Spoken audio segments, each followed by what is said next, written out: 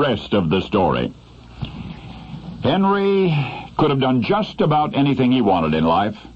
Studious, intellectually inclined, even as a child. So he would have made a fine lawyer. He seriously considered it for a while. But this bookworm was also a gifted athlete. In fact, he was the best in his high school. He would accumulate 10 college football scholarships before he graduated.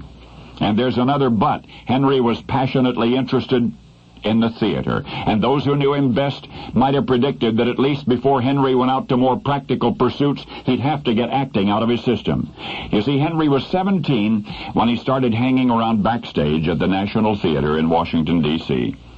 By observing, he learned everything he could about this strange, wonderful world of make-believe. Of course, he was incessantly pestering the theater management for a job, and he was consistently turned down. Then one day the National Theater booked a revival of a play called The Skin of Our Teeth. Helen Hayes would star in it. The play had not yet opened, but rehearsals had begun, when somehow a rat got into the building, and the rat bit one of the actors. Well, Actors' Equity, the actors' union, was up in arms. The stage door of the National Theater opened on a rat-infested alley, they said. Something must be done to keep the rats from getting inside. Well, Henry was around when this commotion began, and sure enough, the manager spotted him, and he said, "Come here, boy, I think I finally got you a job." And the job description? Rat bouncer. Rat bouncer.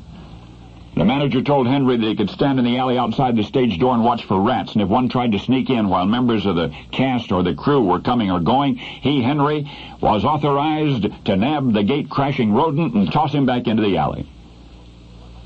Henry answered the theater manager as politely as he knew how. He said, "Thank you, sir, but I think I'd rather not." Well, the theater manager said, all right, he was sorry. He'd been under the impression that the boy wanted to get into show business. Management would have no trouble finding somebody who wanted a job at the National Theater, he said. That's when Henry said, "Well, now, hold on. I've reconsidered." And that night his lonely alleyway rat vigils began.